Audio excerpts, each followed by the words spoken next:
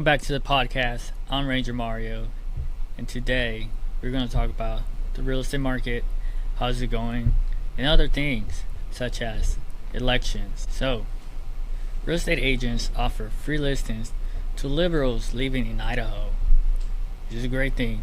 The post on Facebook and X, formerly known as Twitter, made splash as real estate firm Eagle was offering free real estate listings to liberals leaving Idaho.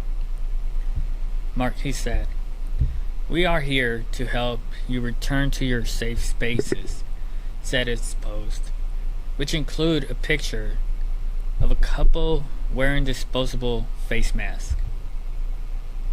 The firm in Idaho, while it got a range of responses, everything from people in full support and throwing additional offers, and all the way to the people lecturing me about being whatever hateful and unchristian. The company owner told the Idaho Statesman by phone, as of Tuesday, no one had taken Fitzpatrick up on his offer. Still, some ask, what's the kind of real estate advertisement even allowed? The short answer, according to the industry groups and regulators, is that yes, the firm's ad violates no laws. The federal Fair Housing prohibits discrimination because of national origin, religion, sex, or any other protected classes, but political affiliation doesn't count as a protected group. Under which law? The post doesn't even violate any Idaho real estate laws, either said by Bob, the spokesperson for the Division of Occupation and Professional Licenses, which serves Idaho's Real Estate Commission.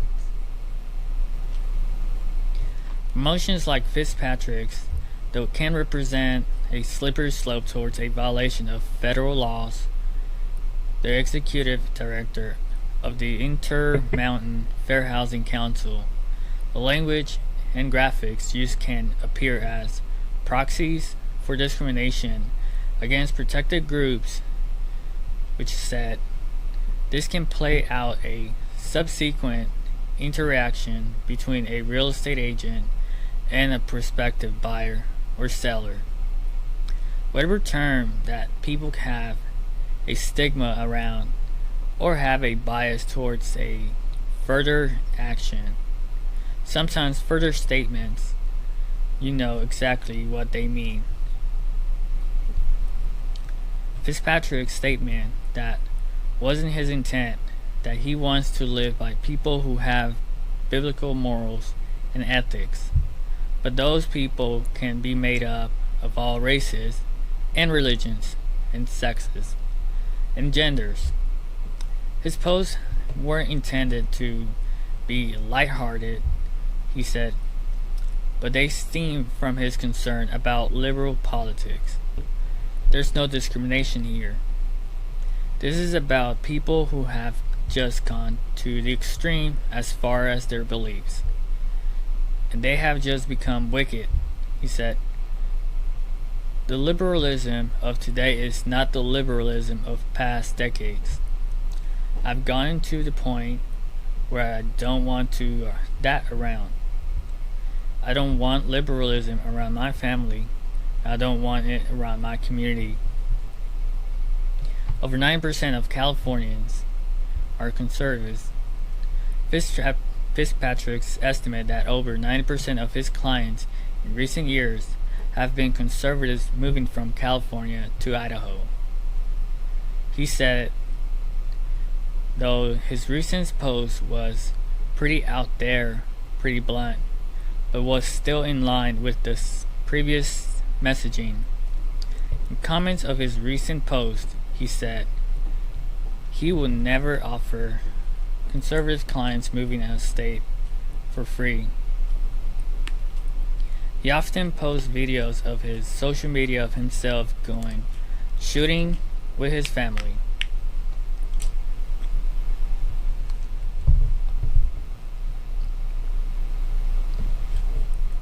He also owns a Old State saloon, an Eagle bar, is vocal about its politics. It hosted a hetero awesome fest, even as foil to Voice Pride Festival, posted on X, offering to adopt the babies of any readers considering an abortion, and advertised a singles night only for Trump voters. The saloon has cross-posted Idaho's wild ad on X, offering to throw an additional $1,000 cash and a case of masks if its family is from Eagle specifically.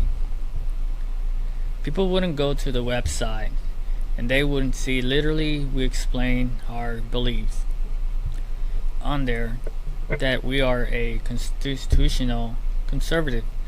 We believe in Creator of God, and we love the wonderful things that are in Idaho that God provided us, he said. Some agents use Patriots freedom in marketing. You will see other Idaho real estate agents take a similar tack, avoiding explicit statements of their politics, but attracting certain kinds of customers based on more subtle marketing, he said. I think other ones are clear in the way that they represent themselves as being patriots or use the word freedom in the marketing. He said it's not really being so direct so as using the words liberal or conservative. He said, but it's built guiding people to that direction. Real estate is a relationship-based business, which means many clients often already have a sense of their real estate agent's politics, or they find out as they work together.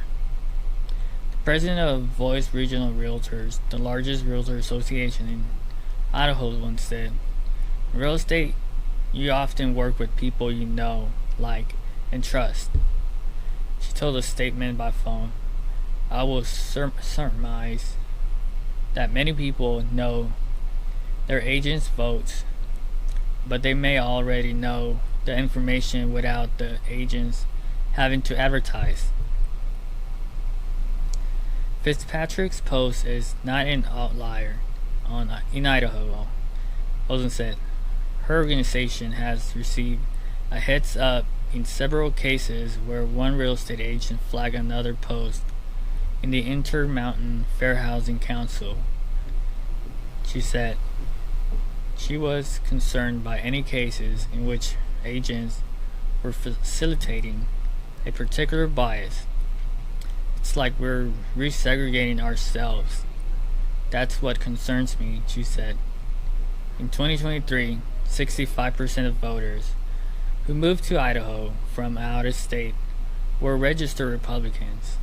The Idaho Capitol Sun reported late that year, based on a report from a Secretary of State office, which tracks the voters' registration and former home states in Idaho need residents. Fitzpatrick's post reflected a national trend in 2022. The NPR reported that, driven in part by political polarization around COVID-19 measures, people were purposely moving to places reflecting their views. Red zip codes are getting redder, and blue zip codes are getting bluer. The outlet found, which was letting both left and right leaning heavens towards a groupthink and more extreme views. Both regional realtors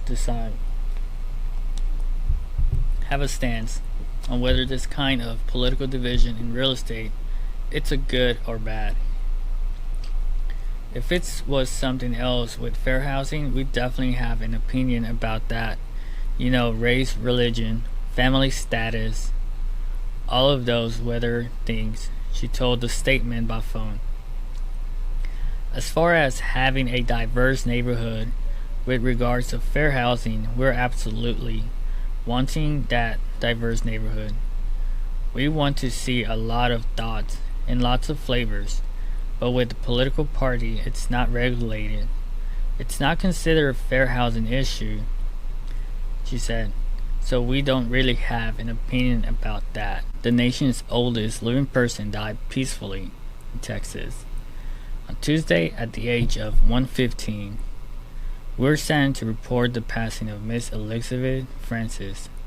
According to the Longevity Quest,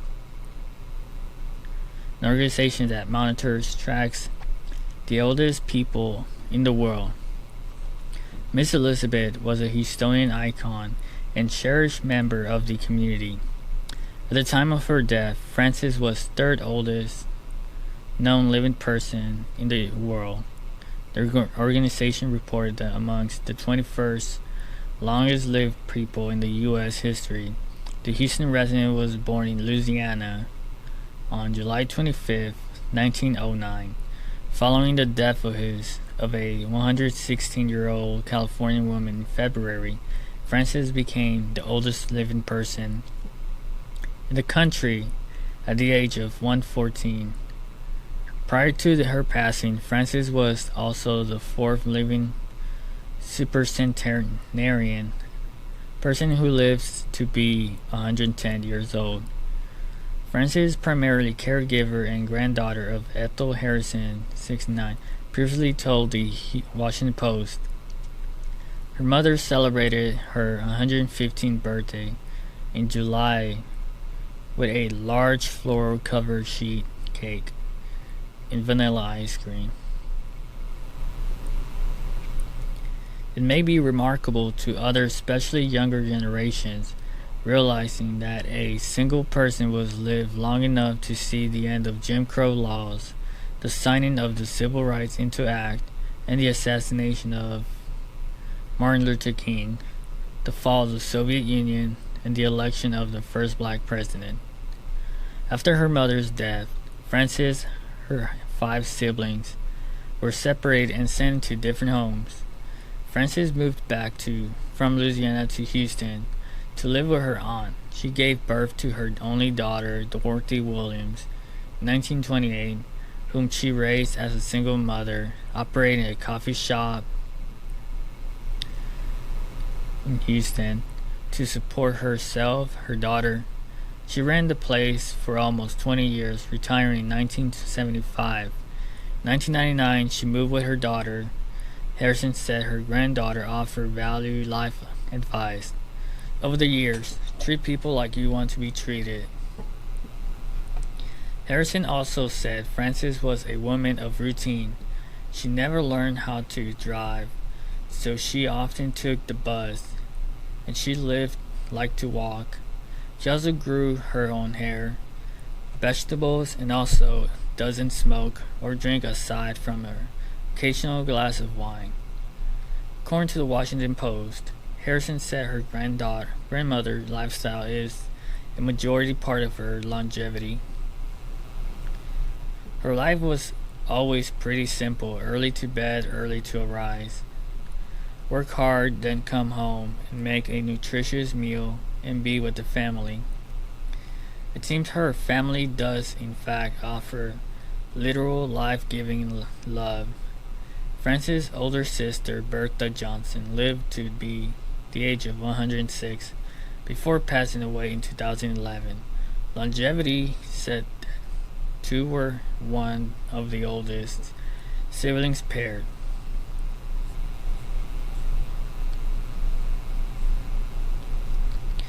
Francis had to start using a wheelchair at 108. When asked by the media members how old she was, she joked, "I'm very young. Look at me. I'm like a little young chicken." Francis credits her longevity to her faith in God. If the good Lord gave it to you, use it. Speak your mind. Don't hold your tongue.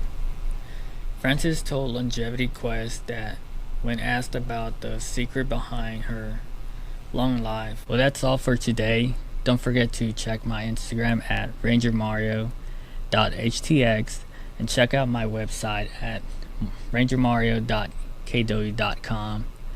Don't forget to like and subscribe, share with a friend. Till next time.